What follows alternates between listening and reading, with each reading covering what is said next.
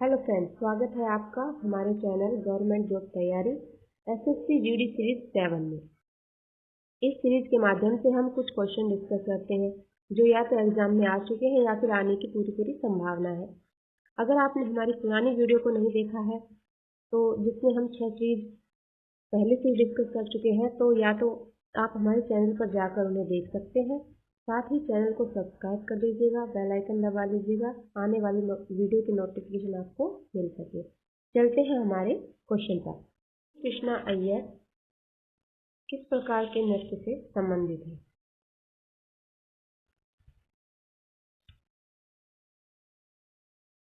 ई कृष्णा अय्यर किस प्रकार के नृत्य से संबंधित है? तो फ्रेंड्स, इसका आंसर कथक, ओडिसी, कुचिपुड़ी, भरतनाट्यम। फ्रेंड्स, इसका आंसर है भरतनाट्यम।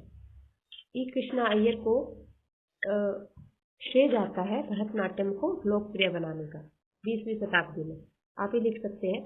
और इसके अलावा आप भरतनाट्यम के बारे में कुछ फैक्ट याद किए। यह भारत का सबसे पुराना शास्त्रीय नृत्य है, सबसे पुराना। और इसके अलावा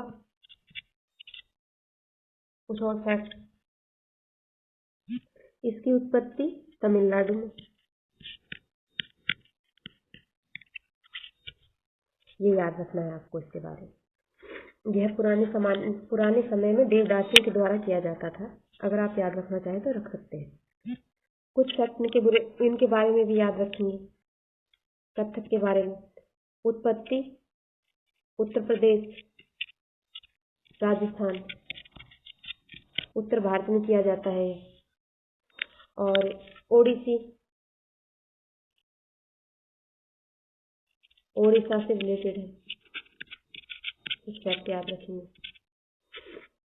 कुचिपुड़ी आंध्र प्रदेश,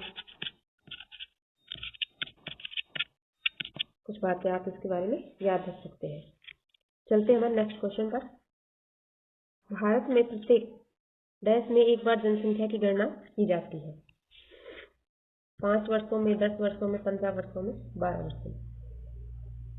फ्रेंड्स, आंसर है 10 वर्षों में।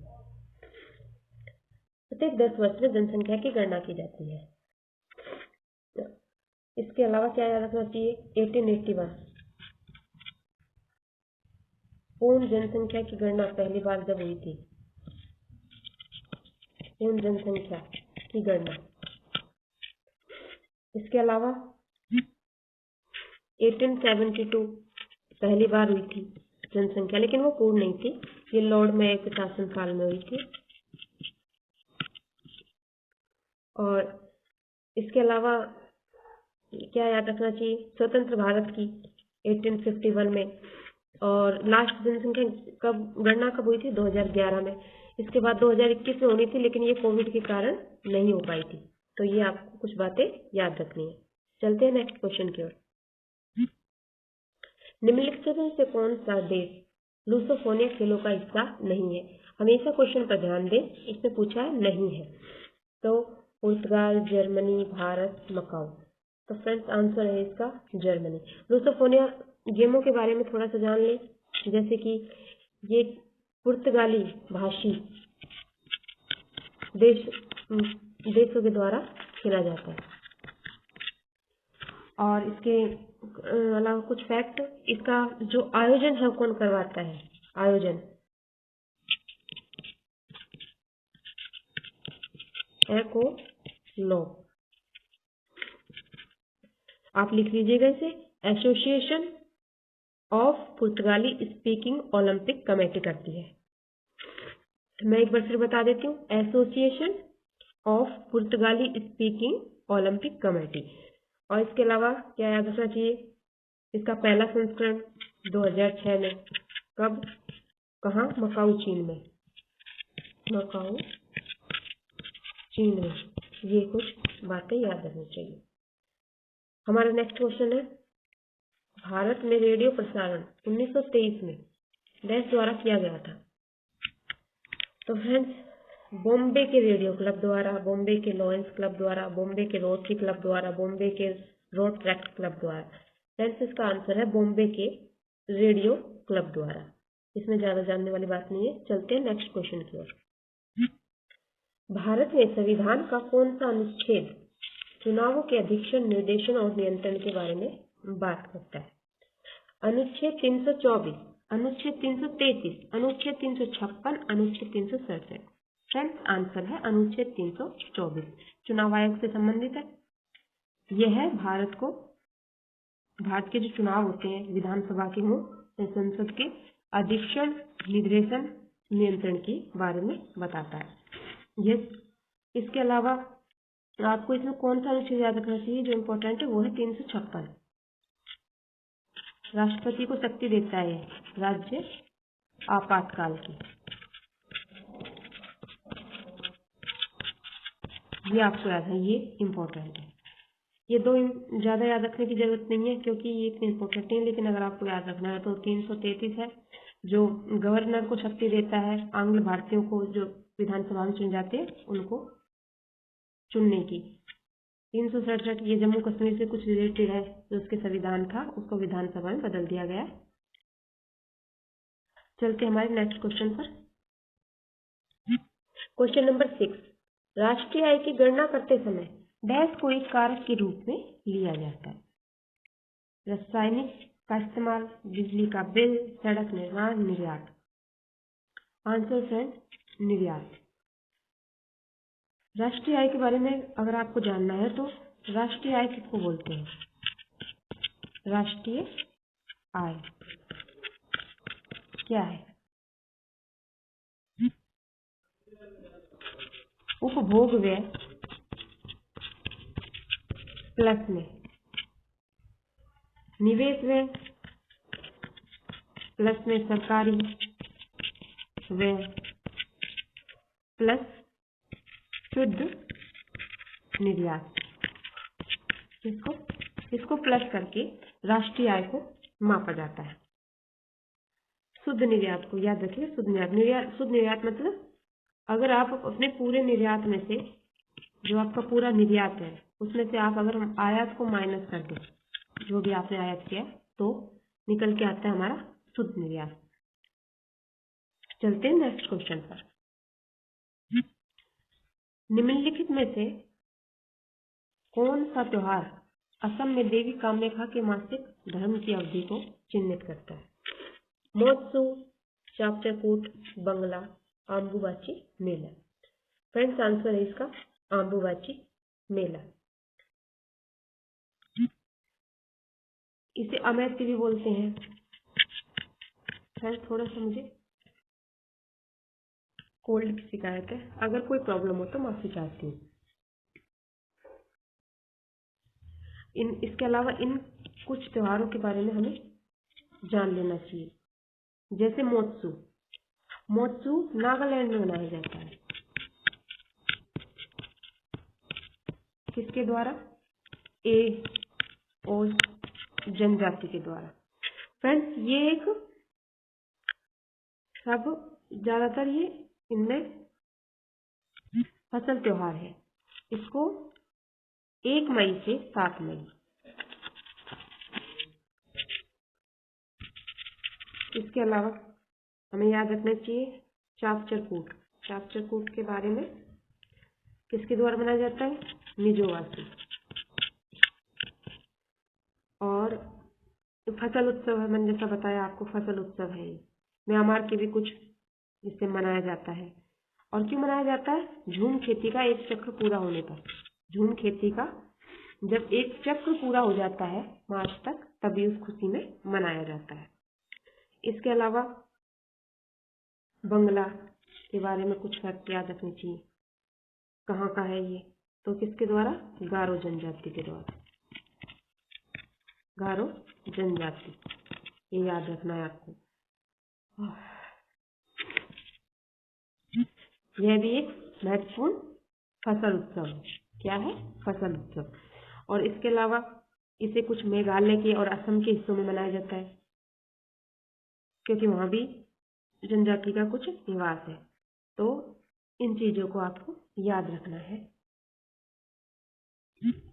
हमारा नेक्स्ट क्वेश्चन है, जून 2021 में इंडियन ग्रांड प्रिक्स 4 का आयोजन निम्नलिखित में से किस स्थान पर किया गया था?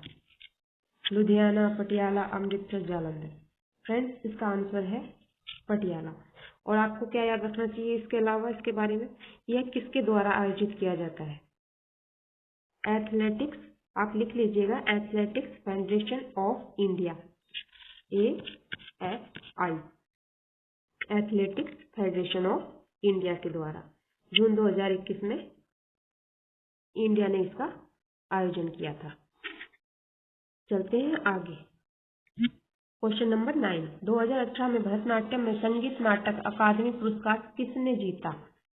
मदम्बी सुब्रमण्यम नबुंदरी, श्रीधर राधा, पशुमूर्ति रामलिंग शास्त्री, अखम लक्ष्मी देवी।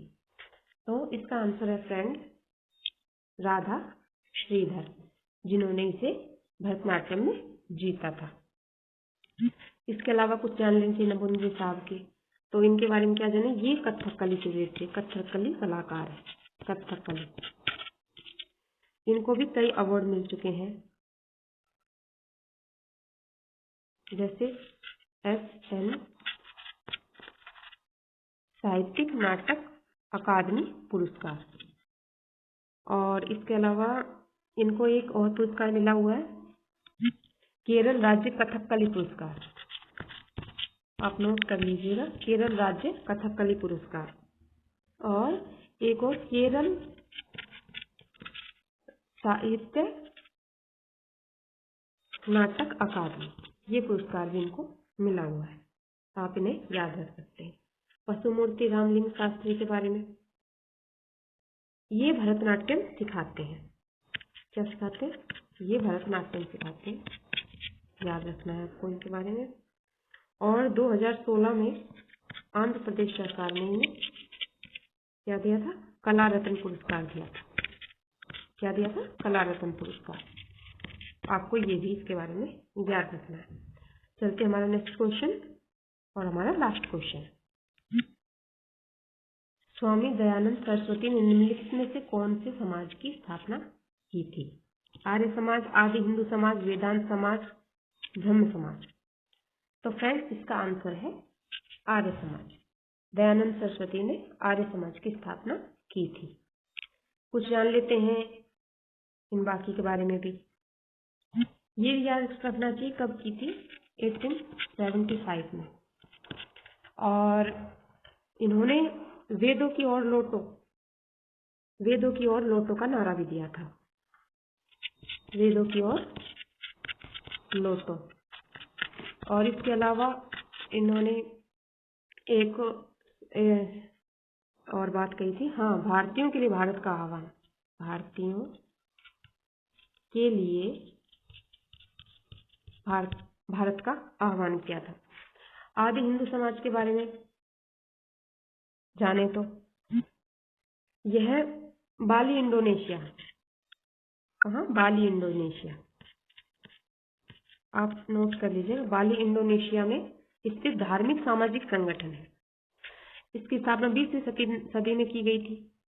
ये ऑलमोस्ट जितने भी हैं, ये जो धार्मिक प्रथाएं थी, जो कुरीतियां थी, उनके लिए इनकी स्थापना की गई थी।